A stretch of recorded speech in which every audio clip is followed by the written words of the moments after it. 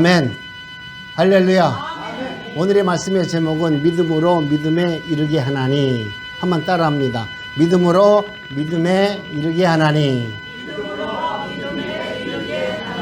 아멘. 오늘의 말씀의 제목입니다.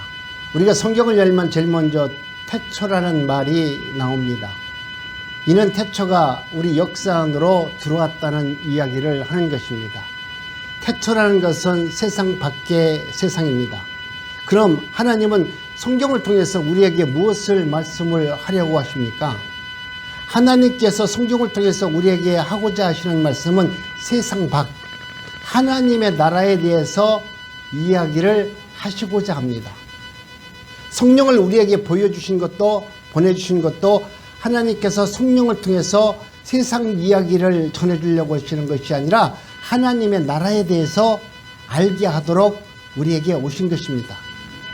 세상 밖을 우리는 하나님의 나라이다 이렇게 말합니다.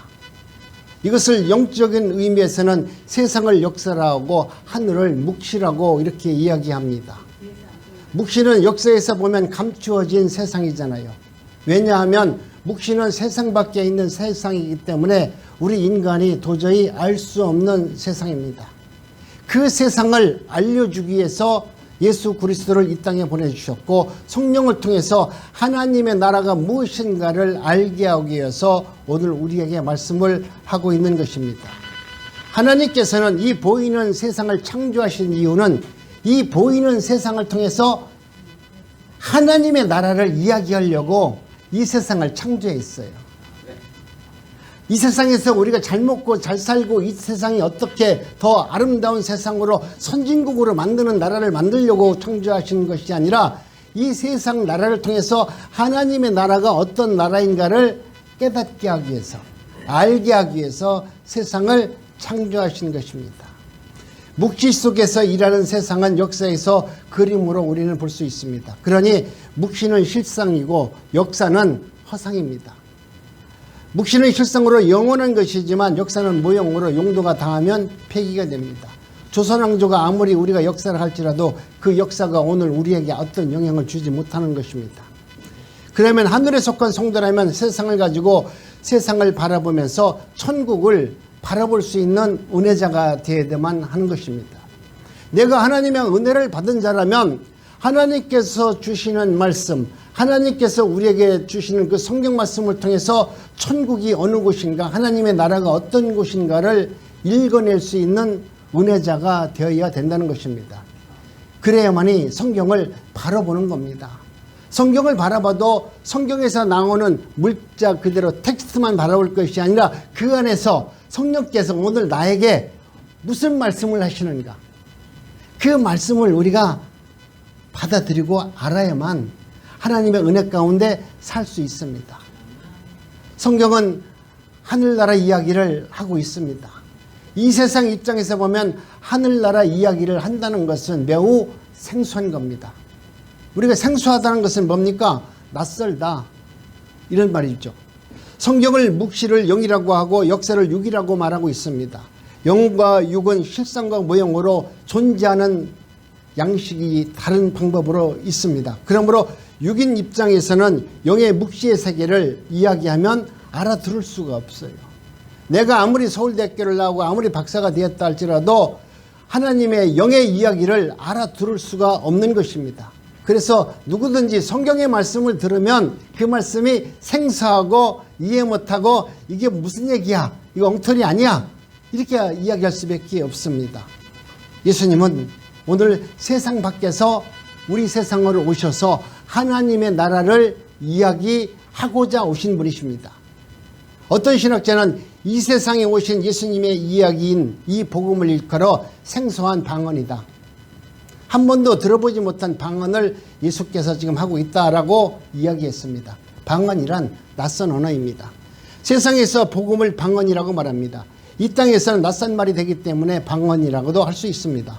그럼 예수님께서는 이 세상에 오셔서 우리가 알아들을 수 있고 우리가 이해할 수 있는 모습으로 이야기한 것이 아니라 도저히 이 세상 사람들이 듣지 못하고 알지 못하는 방법으로 하나님의 나라에 대해서 이야기하십니다.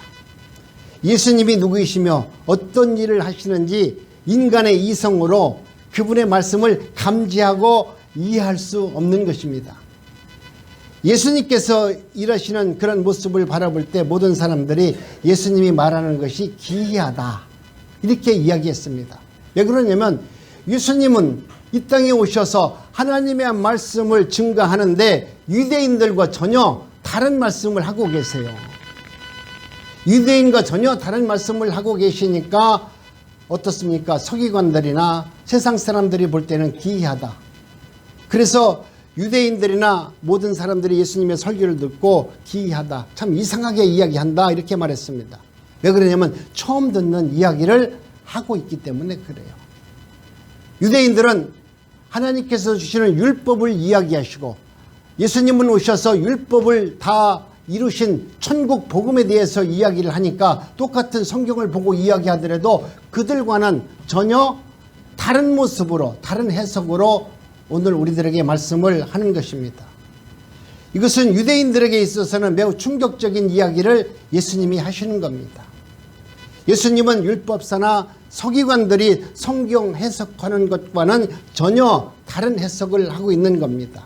이건 유대인들 입장에서는 도저히 이해할 수 없는 방법 아니겠습니까? 그래서 유대인들에게서 성경 해석은 서기관이나 율법사와 같은 허락된 자 외에는 그 누구도 침범할 수 없는 신성 불가침한 것이었습니다. 이처럼 누구나 해석할 수 있는 성경 말씀이 아닌데 어떻게 예수라는 자가 나와서 히브리어도 알지 못하는 자가 나와서 하나님의 말씀을 증거한다고 하니까 그들의 입장에서 보니까 예수님이 참 기이하고 이해 못할 자입니다. 예수님께서는 이 규칙을 벗어나서 해석을 하고 있는 거예요. 예수님은 히브리어 전문적 공부도 하지 않았어요. 그런데 성경에 해석할 능력도 없는 사람같이 생긴 그가 와서 성경을 이야기하고 있는 겁니다. 성경을 강론할 자격도 없는 분이 서기관들 앞에서 다른 해석을 하고 있기 때문에 유대인들 입장에서는 그것을 묵과할 수 없는 겁니다. 도저히 예수님께서 말씀하시는 그 복음, 천국 복음에 대해서 이해할 수 없는 것이에요.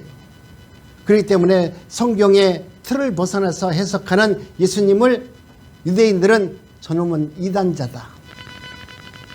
예수님을 이단자라고 정죄해서 십자가에서 못 박아 죽인 것입니다. 유대인들은 예수님께서 십자가에서 못 박혀 죽는 것에 대해서 전혀 이의를 제기지 않고 오히려 당연하다고 생각했습니다. 왜? 자기들과 다른 자신들이 여태까지 알고 자신들이 태어나서부터 여기 지금까지 하나님의 말씀 그 율법대로 살아왔는데 오늘 예수의 이름 앞에서 나온 그 복음은 전혀 생소한 복음을 증거하기 때문에 그랬습니다. 예수님께서 이 땅에 오신 것은 이 세상 사람들이 봤을 때는 이단자로 보일 수밖에 없습니다. 여러분 맞습니다. 예수님은 이 세상 입장에서 바라보면 도저히 받아들일 수 없는 이단자의 모습으로 오셨습니다. 이걸 역으로 말하면 예수님이 세상에 오심으로써 이 세상의 모든 인간이 하나님 앞에서 이단자라는 것을 거꾸로 밝혀준 겁니다. 예수님이 오셔서 너희들이 그동안 하나님을 찬양하고 하나님을 기쁘고 하나님의 말씀대로 예배를 드렸는데 너희들이 행한 모든 것은 다 잘못된 것이다 라고 지금 예수님이 이야기하시니까 예수님 입장에서 보면 세상이 이단자가 된 겁니다. 유대인들은 예수님을 이단자라고 하고 정죄하고 죽였다는 것은 역설적으로 예수님 입장에서 보면 유대인들 너희들이 바로 이단자다 이렇게 이야기하는 겁니다. 서로가 서로를 용납하지 못하면 어떻게 돼요? 싸워야 되잖아요. 싸움만 합니까? 결국은 죽여야 되잖아요. 이것이 무서운 거예요. 오늘 우리도 하나님의 은혜 가운데 정치적으로 살면서 이 세상에서 되어지는 모든 일들을 바라보면서 여러분도 그냥 세상을 바라보지 말고 이 세상에 담겨져 있는 이 사건 속에 하나님은 오늘 나에게 어떤 말씀을 하시고자 할까? 무엇을 원하시는가? 내가 무엇을 위해서 살아가는 것이 하나님이 기뻐하시는 일일까? 그 일을 한번 생각해 보라는 겁니다. 유대인 입장에서 예수님은 평지풍파를 일으키는 것입니다. 그러니까 예수님이 오셔서 복음을 증거할 때 뭐 이쁘겠어요? 이쁜 것이 아니라 도저히 받아들일 수가 없는 것입니다. 유대교 신앙은 율법 신앙입니다. 율법 신앙은 인간의 행함을 근거로 하는 신앙입니다. 너희들이 하나님 앞에 열심히 살면, 열심히 봉사하면, 열심히 기도하면 하늘의 복을 주겠다는 것이 하나님 율법의 복이었습니다. 율법은 내가 잘하면, 내가 기도하면, 하나님께 충성하면 이 땅에서 하나님께서 주시는 복을 주시겠다는 것이 율법 신앙이에요. 그들은 그렇게 알아서 열심히 교회에 봉사했고 헌신했고 하나님의 말씀대로 충성을 다했어요. 그런데 우리 인간이 하나님의 말씀을 의롭다고 되어진 것을 믿었던 그 유대인들 입장에서는 우리 하나님께서, 예수님께서 오셔서 복음을 증거하는 것이 여러분 얼마나 다른 모습입니까? 그러니 율법신앙은 인간의 행함으로 선과 악을 구별한 것입니다. 유대계는 율법의 요구에 합당하게 행하면 선해지고 의롭게 되어진다고 여겼고, 율법의 요구에 반하는 행동을 하면 악하고 너는 불의한 것이다. 왜 하나님의 말씀을 듣지 않느냐? 이처럼 유대인들은 율법의 지킴을 신앙의 근거로 삼으면서 신앙생활을 하였던 것입니다. 그런데 예수님이 오셔서 유대인의 신앙의 근본 뿌리를 송두리째 부정하는 말씀을 하는 것입니다. 예수님은 인간에게서 의가 전혀 나올 수가 없느니라, 율법 행위로는 의가 전혀 없다라고 예수님이 지금 이야기하고 있는 겁니다. 예수님의 그 의는 바로 하나님 외에는, 예수 그리스도 외에는 의가 없다라는 것을 이야기하니까 유대인들 입장에서는 그 젊은 청년이 와서 자기 외에는 의가 없다고 말하니 이거 기가 막히잖아요. 예수님은 인간 자체를 죄인이라 규정하고 예수님은 죽은 자라고 이야기하면서 지금 말씀을 하고 있는 겁니다. 인간은 죄인이고 죽은 자이기 때문에 우리가 행하는 모든 것은 다 죄이고 부패한 것이고 하나님의 의에 도달할 수 없는 것이라고 예수님은 말씀하고 있는 겁니다. 그러므로 인간이 아무리 고상하고 의롭다고 하는 것도 하나님 앞에서는 배설물에 불과한 것이라고 말씀하고 있는 겁니다. 이런 것은 우리 인간 자체의 모든 것을 부정하시는 말씀을 예수님이 하셨어요. 그렇기 때문에 유대인들 입장에서는 그 말씀을 듣고 용서가 되겠어요? 당신이 그렇게 평생 하나님의 말씀대로 의인은 행함을 통해서 이루어지는 것이라고 온몸으로 받아들이면서 살아왔던 그들에게 예수님의 복음 외에는 의가 없다라고 말하는 예수님을 살려둘 수 있겠냐 이 말입니다. 그렇기 때문에 그들은 예수님의 말씀에 동의할 수가 없어서 반말합니다. 네가 도대체 뭔데 율법 신앙을 부정하고 있는 것이냐? 이걸 빛이 어둠에 비치니 자기 행세가 악함으로 빛에 죽어버렸다고 말씀하는 것입니다. 빛이 오니까 어둠 속에서 행해졌던 모든 행사가 다 악함으로 드러났다는 것을 이야기합니다. 예수님은 유대인들이 알고 있는 것을 무너뜨리기 위해서 오셨습니다. 오늘 여러분 앞에서 성령이 여러분에게 오신 것도 똑같은 방법으로 오세요. 여러분은 성령을 구하고 하나님의 은혜를 구하고 하나님의 말씀대로 살기를 원하지만 성령이 내 안에 오시면 첫째, 나를 부숴버리는 일을 합니다. 네가 알고 있는 신앙, 네가 알고 있는 모든 가치관, 네가 얻고자 했던 모든 것을 다 지어버리고 다시 예수 그리스도의 복음으로 세워지기를 원하시기 때문에 모든 내 자신을 부정하게끔 만듭니다. 그렇기 때문에 예수를 믿는 것은 나를 부정해야 되기 때문에 어려운 거예요. 똑똑한 사람일수록 내가 얼마나 똑똑한데 나를 부정하고 그 예수님의 말씀을 믿으라고니 얼마나 기분이 나빠요. 나도 세상에서 서울대학교 나왔고 나도 대학 나왔고 나도 똑똑한데 내가 갖고 있는 도덕적, 윤리적 모든 것을 다 잘못된 것이라고 말하고 예수 그리스도의 복음만 진리라고 말하는 이 말씀을 받아들이기가 얼마나 어렵습니까? 인간이 복이라고 여기는 것이 복이 아니라 그것은 다 저주니라. 우리가 그렇게 원하고 받기를 바라는 그 모든 것이 다 저주라고 말하는 그 예수님의 말씀을 여러분이 믿음으로 받아들일 수 있느냐 이 말입니다. 예수님은 기존의 틀을 완전히 깨트려 버리시기를 원하십니다. 경천 통지할 일입니다. 그렇기 때문에 예수님께서 오셔서 옛 언약을 폐하시고 새 언약을 세우셨습니다. 이건 새로운 규칙을 만들어준 것과 똑같습니다. 유대인들은 옛 언약이라는 규칙 안에서 살고 있었습니다. 유대교는 옛 언약의 율법 신앙에 살면서 그들 나름대로 잘 돌아가고 자기들끼리 잘 살아왔습니다. 그런데 예수님이 오셔서 옛 언약 율법의 신앙을 깨트려 버리니 그들에게는 큰 충격입니다.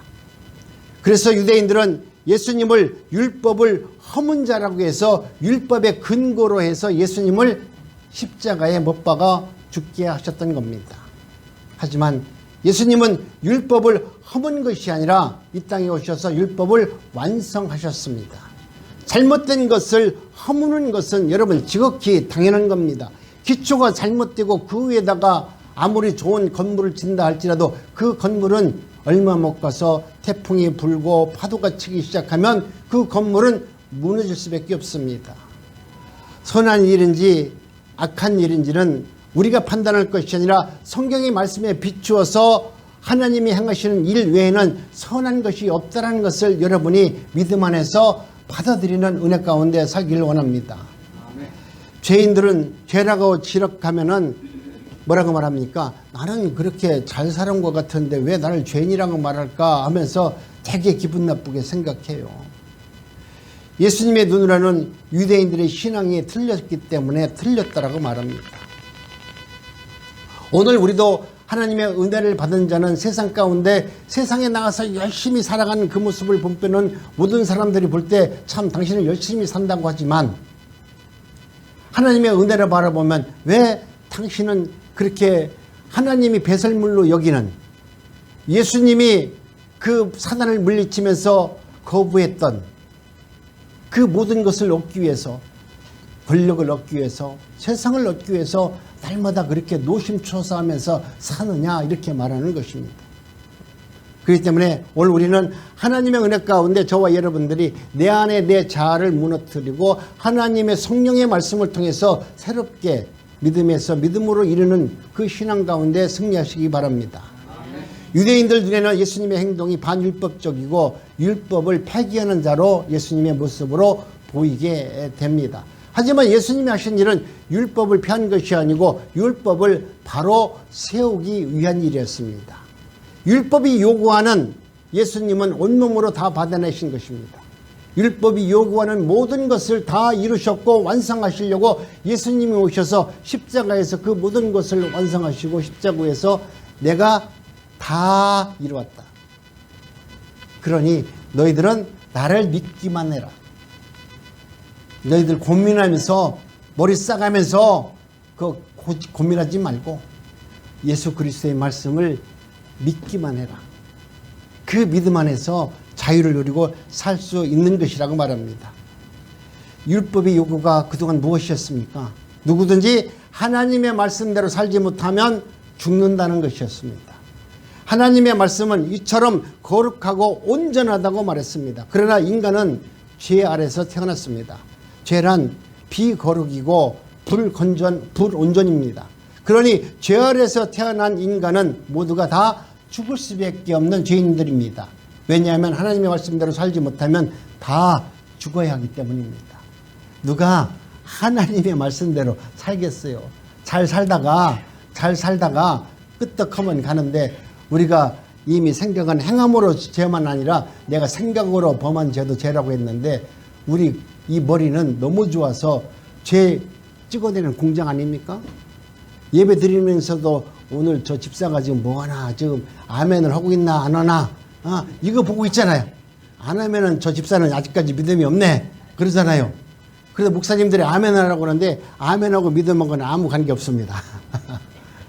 그렇지만 여러분 오늘 우리는 내가 알고 있는 신앙의 척도를 가지고 다른 사람의 신앙을 비교하는 아주 못된 신앙들이 있습니다. 율법은 오늘 우리 주님께서 말씀하신 대로 우리의 죄를 드러나게 할 뿐 우리로 하여금 하나님의 은혜 가운데 살아갈 수 있는 믿음으로 의가 무엇인지를 깨닫게 하기 위해서 우리에게 율법을 주신 겁니다. 만약 예수님께서 행동이나 말씀을 율법을 세우고 완성하시는 그 은혜 가운데 살아갈 수 있는 성도가 있다면 여러분 얼마나 행복하겠어요.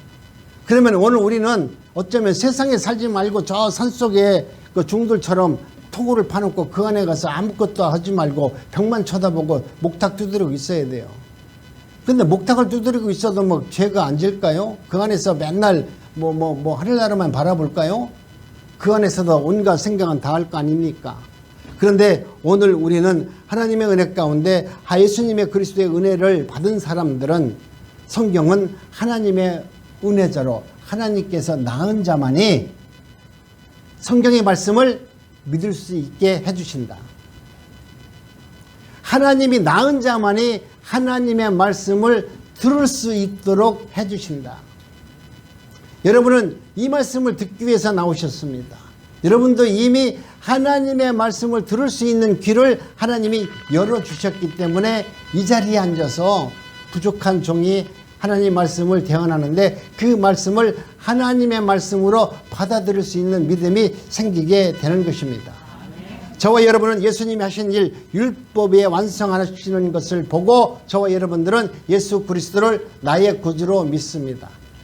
예수님의 백성들은 받아들일 것이고 예수님의 백성이 아닌 사람은 하나님의 말씀을 받아들일 수가 없도록 하나님은 역사하십니다. 그렇기 때문에 세상에서 모든 사람들이 하나님의 말씀, 예수 그리스도의 말씀을 받아들인다면 예수 안 믿는 사람이 어디 있겠어요? 그런데 세상에 나가서 아무리 복음을 이야기한다 할지라도 복음의 말씀을 받아들이는 자와 받아들이지 않는 자로 나누어지게 됩니다.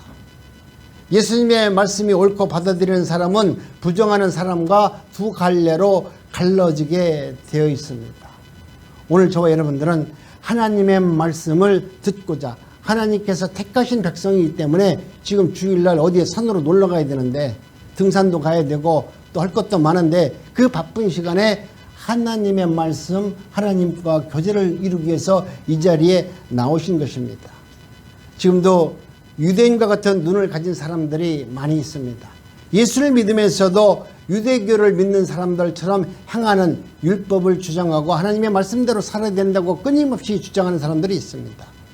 오늘 본문에 보니까 이런 말씀을 하게 됩니다. 하나님의 은혜 가운데 믿음으로 믿음에 이르게 하나니 이렇게 말합니다. 본문에 보면은 두 믿음이 있습니다. 먼저 믿음으로 라는 믿음이 있고 믿음에라는 믿음이 있습니다. 똑같은 말씀인데 왜 두 가지 말씀을 했을까요? 이것은 첫 번째 믿음은 다른 것이 아니라 하나님께서 우리에게 주신 믿음을 말하는 것입니다. 여러분, 오늘 우리는 하나님께서 성령이 내 안에 주시는 그 믿음이 있고 또 그 믿음을 받은 우리가 하나님의 말씀을 믿어지는 믿음이 있다 이거죠. 그 믿음이 합해져야 하나님이 주시는 믿음과 하나님이 주시는 그 믿음 안에서 내가 그 말씀을 믿는 믿음이 합해져서 하나님 앞에 순종되었을 때 우리는 하나님의 뜻을 이룰 수 있느니라. 나는 믿음이 있다고 하지만 하나님의 말씀을 믿지 않고 믿음이 있다는 것도 거짓이요. 또 내가 하나님의 말씀을 믿는다고 말하지만 내 안에서 그 말씀을 받아들이지 못하는 불의가 있다는 것은 그 말씀을 믿지 못하는 것입니다. 그래서 오늘 본문은 믿음에서 믿음으로 이르게 하나니 이 말은 저와 여러분들이 성령께서 주시는 믿음과 성령이 주신 그 말씀의 믿음을 믿어지는 믿음을 통해서 저와 여러분들이 하나님의 말씀이 완성되어짐을 우리에게 말하고 있는 것입니다. 여러분, 그러한 믿음으로 살아갈 때 저와 여러분들 삶 속에서 풍성한 은혜가 있지 않겠어요? 내가 하나님의 말씀이 믿어져요. 하나님의 말씀이 들려져요. 예전에 우리 책 중에 보니까 성경이 읽어지네 하는 책도 있었잖아요. 성경을 아무리 읽어도 성경 말씀이 무엇인가 이해가 안 돼요. 그런데 성령이 내 안에 오시면 성령이 주신 그 믿음으로 그 성경을 바라보기 시작하니까 그 주신 믿음을 통해서 성경 말씀이 읽어지기 시작하더라. 그 말은 성령께서 주시는 말씀으로 성경을 보게 되더라. 내가 눈으로 세상에 일어나서 아침에 일어나서 성경 한 장 보자. 그것도 좋아요. 그런데 성경은 정독하는 것이 좋습니다. 천천히 읽더라도 한 장을 보더라도 그 말씀 안에 하나님이 오늘 나에게 무슨 말씀을 하시는가 그 말씀을 찾는 것이 중요하지 오늘 아침에 일어나서 성경 10장을 읽고 50장을 읽는 게 중요한 게 아니에요. 내가 한 장을 읽더라도 그 한 장 안에서 성령께서 오늘 나에게 하시는 말씀이 무엇인가 그 말씀을 믿음에서 믿음에 이르는 그 말씀을 받아들이는 것이 중요한 거 아닙니까? 그렇기 때문에 여러분 믿음 안에서 자유를 얻고 신앙생활을 하시기 바랍니다. 많은 분들은 뭐 성경을密독을 해야 되고 성경을 봐야 되고 날마다 통독을 얘기하는데 좋아요. 하는 거 좋습니다. 그러나 더 중요한 것은 그보다 더 중요한 것은 그 말씀을 정독을 하면서 오늘 그 말씀을 붙들고 기도하면서 성령께서 오늘 나에게 이 말씀을 통해서 무슨 말씀을 하시는가 그 말씀을 받아들이는 믿음이 더 중요하다는 거예요. 그 믿음을 받아들여야 그 믿음을 통해서 오늘 하루도 힘차고 즐겁고 행복한 믿음 생활을 하는 것이죠. 열심히 읽고 나서 그 다음에 돌아서면 내가 무엇이 있는지 기억도 안 나요. 넌 제가 목사지만 죄송한 얘기지만 내가 오늘 여기서 설교 잘하고 가잖아요. 집에 올라가서 가만히 앉아 있으면 내가 오늘 무슨 설교했나 기억도 안 나. 내 나이가 그렇다 이거죠. 제 나이가 그런데 우리 어르신들이 성경을 앞머리 읽었다고 해도 그것을 머릿속에도 기억나겠어요? 읽는 것만 기억나겠지. 그러니까 성경을 읽을 때는 그렇게 많은 것을 읽는 것도 중요하지만 오늘 하나님께서 내가 읽는 그 성경 속에서 하나님은 나에게 무슨 말씀을 하실까요? 모르면 기도하세요. 그때 기도하는 거야. 하나님, 나는 성경을 읽었는데 이 말씀이 무슨 말인지 알지 못하겠어요. 나는 무지합니다. 성령께서 이 말씀이 무엇인가 깨닫게 해주세요. 이렇게 하나님께 내 자신의 연약함을 내려놓고 기도하면 성령께서 깨닫게 해주는 게 그게 하나님의 말씀이에요. 안 돼요, 목사님. 네? 안 된다고요. 안 되면 되게끔 해보세요. 근데 안 되는 게 정상이에요. 이게 안 되는 게 정상인데 사람은 되는 것이 정상이라고 생각하잖아요. 날마다 기도하는 대로 다 깨닫잖아요. 그분은 무당돼. 하나님의 말씀을 다 깨닫는다고 얘기하는 사람들은 그 사람은 반드시 무당됩니다. 하나님의 말씀을 하는데도 도저히 나는 모르겠어요 이야기하는 것이 그분이 신실한 신앙이고 그것이 하나님이 우리에게 하시는 말씀이에요. 그래도 내가 무엇인가 알지 못해도 나는 하나님의 말씀을 믿습니다라고 말하는 그 믿음이 참 믿음이다. 아멘. 이게 믿음이에요. 내가 하나님의 말씀을 아는 것을 믿습니다가 아멘이 아니라 나는 하나님의 말씀을 모르는데 성령께서 오늘 우리에게 이 말씀을 주셨으니 나 이 말씀이 이루어지기를 믿습니다. 이것이 신앙이에요. 그러니 모르는 것에 대해서 염려하지 마세요. 모르는 게 지극히 정상이에요. 기도하면서 안다고 하는 분들은 나는 그런 분들은 절대 신뢰하지 않아. 왜 그러냐면 그분들이 안다고 하면서 안다는 것은 내가 그렇게 산다는 거거든. 성령께서 주시는 말씀을 내가 안다는 것은 내가 온몸으로 그렇게 산다는 것이 아는 것이지 내가 입으로 아는 것 그게 아는 것이 아니에요. 그렇게 알게끔 하나님이 깨달아 줬는데도 그렇게 살지 않으면 하나님이 너 이쁘다 그러겠어요? 이런 죽일놈 봐라. 내가 그렇게 알도록 내가 너를 깨닫게 해줬는데도 너는 도통 하나님의 말씀대로 살지 않는구나. 하나님이 그렇게 책명하시겠죠. 그러니 모르는 것이 은혜입니다. 그리고 그 말씀을 믿고 기다리는 것이 여러분 믿음입니다. 주님은 오늘 그렇게 우리에게 말씀하고 있는 거예요. 그렇기 때문에 여러분 두려워하지 마시고 또 어떤 일이 있다 할지라도 오늘 내가 하나님의 말씀대로 살지 못하는데 나는 뭔가 앞이 캄캄합니다. 염려하지 마세요. 하나님은 그 과정 속에서도 하나님은 하나님의 의로 여러분을 이끌어 주시고 하나님 말씀대로 살 수 있는 은혜를 저희들에게 허락하여 주시는 것입니다. 쉬운 말로 믿음으로 목적을 향해서 인도하는 은혜자가 되기를 원합니다. 우리 주님은 나는 몰라요 그렇게 말하더라도 우리 주님은 언제나 우리 주님께서 주신 그 믿음을 통해서 우리를 믿음 안에 그 믿음에 도달할 수 있도록 하나님은 역사하십니다. 내가 그렇게 못해서 모든 것이 난고자가 아니라 내가 못하더라도 하나님이 주시는 그 믿음으로 나를 그 목적에 살 수 있는 자로 이끌어 주시고 그래서 저와 여러분들은 그 목적지에 정확하게 도달할 수 있는 믿음에 이르도록 하나님은 우리에게 믿음을 허락하여 주는 것입니다. 그러니 기쁜 마음으로 감사하는 마음으로 사시기 바랍니다. 나는 예수를 믿는 분들이 행복했으면 좋겠어요. 오늘 이 문제 때문에 내가 힘들고 어려워요 이 말도 우리 인생 사니까 할 수 있어요. 그러나 여러분 우리 하나님은 만물을 통해서 역사하시고 내 연약함을 통해서 하나님은 나를 하나님을 더 의지하도록 내 육신의 고난을 허락하여 주더라고요. 모든 분들이 그럴 수 있어요. 저도 그랬어요. 나는 내 의의가 있어서 내가 아는 지식으로만 하나님을 믿으려 했는데 하나님은 내 모든 것을 다 부셔버렸어요. 물질도 부셔버렸고 건강도 부셔버렸고 모든 것을 내 가치관 모든 것 도대체 세상에서 내놓을 수 없는 자로 만들어 놓으시고 하나님의 말씀을 성경이 읽어지네. 하나님의 말씀이 이 말씀이네. 성경이 읽어지도록 만들어 놓으셔서 하나님의 나라가 무엇인지를 알게 해주시고 조명해 주셔서 오늘 하나님의 말씀을 대언하는 목사가 된 것입니다.